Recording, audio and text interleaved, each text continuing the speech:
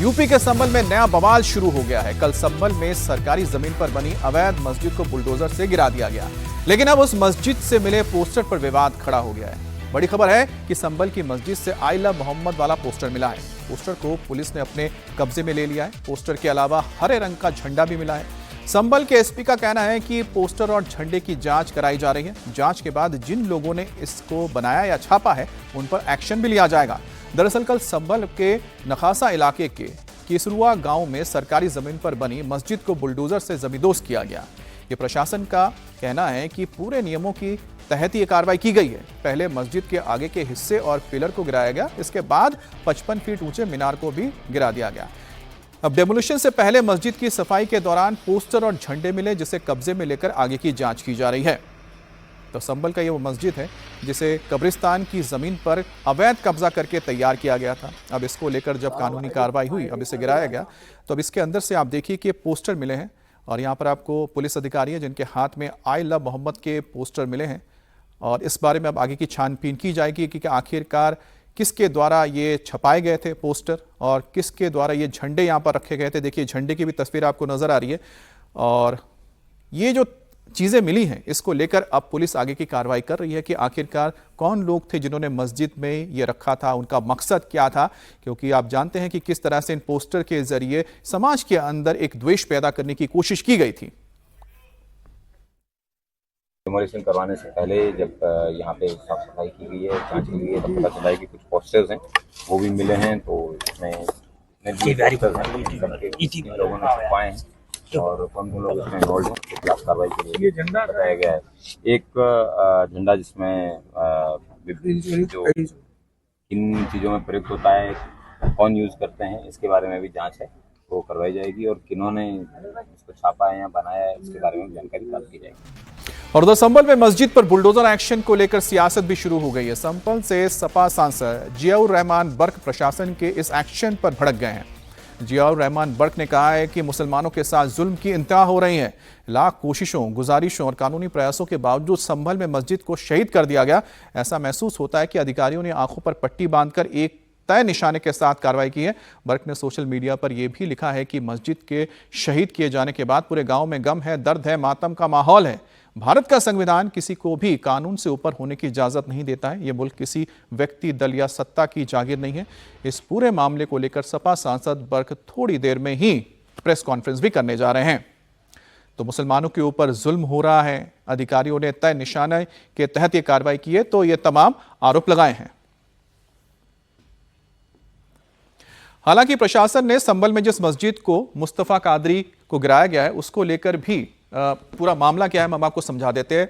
अब नखासा इलाके के केसरुआ गांव का यह मामला है। सरकारी जमीन पर यह मस्जिद बनाई गई थी। अब करीब 1200 वर्ग मीटर जमीन पर यह मस्जिद बनाई गई थी। यह जमीन किसकी थी? यह जमीन कब्रिस्तान की थी। आप जानते हैं सरकारी जमीन है। अब सरकारी जमीन में अवैध तरीके से करीब 1200 वर्ग मीटर जमीन पर यह मस्जिद बना दी गई थी जो कि अवैध था। अब इसको लेकर कानूनी कार्रवाई हुई। कानूनी कार्रवाई होने के बाद ही एक्शन लिया गया है, लेकिन आरोप लगाए जा रहे हैं प्रशासन के ऊपर। जमीन से अवैध कब्जे को लगातार हटाया जा रहा है। इसी क्रम में गांव केसरुआ में कब्रिस्तान की जमीन पर अवैध कब्जे की शिकायत थी, जिसमें तहसीलदार कोर्ट में बात दर्ज करके नोटिस जारी किया गया था।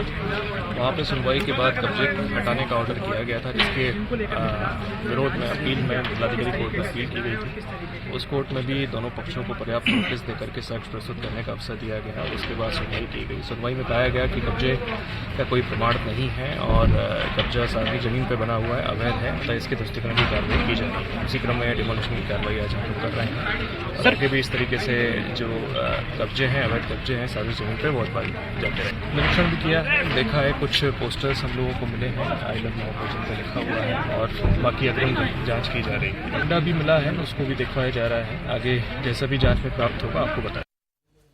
और हमारे साथ रुचि कुमार जुड़ गई हैं। रुचि, पहली चीज तो यह है कि जब यह मस्जिद अवैध थी, बनाई गई थी, उसको लेकर कानूनी कार्रवाई हुई, उसके बाद इसको गिराया गया। लेकिन दूसरी तरफ जो सपा के सांसद हैं वो सरकार के ऊपर ही आरोप लगा रहे हैं। क्या उनको ये नहीं पता है कि यह मस्जिद अवैध है? अगर देखिए प्रशासन की बात अगर हम माने तो प्रशासन ये बराबर कह रहा है कि ये पूरा मामला, ये पूरा विवाद पिछले काफ़ी दिनों से अमित चल रहा था और बार बार जो मस्जिद कमेटी है उसको नोटिस दिया जा रहा था कि अगर आपके पास आपके मस्जिद के कागज़ मौजूद है, ज़मीन पर आपका मालिकाना हक है, तो वो कागज़ आप प्रशासन पुलिस के सामने पेश कीजिए।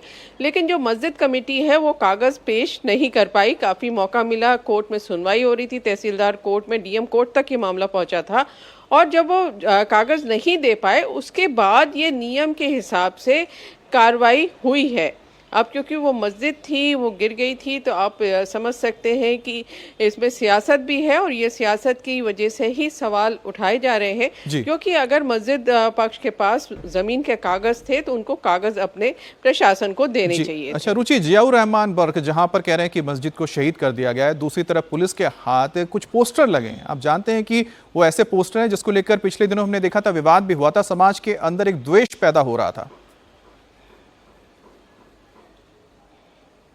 अब पुलिस इसकी जांच कर रही है कि ये जो आई लव मोहम्मद करके कुछ पोस्टर्स और कुछ झंडे वहाँ पर मिले हैं वो वहाँ पर आखिर आए कैसे, वहाँ पे क्या हो रहा था, कौन लोग थे जिन्होंने लाके वहाँ पोस्टर रखा, मस्जिद के कुछ लोग इसमें शामिल थे या बाहर के लोगों ने ये काम किया। इस सब चीज़ों की पड़ताल पुलिस कर रही है। कल तो पुलिस प्रशासन का पूरी ताकत आप कह सकते हैं वो लगी हुई थी क्योंकि वहाँ पर बुलडोज़र एक्शन हो रहा था, मस्जिद गिराई जा रही थी। तो लॉ एंड ऑर्डर ठीक रखना, गाँव में किसी तरह की दिक्कत ना हो, पूरा ध्यान उस पर था।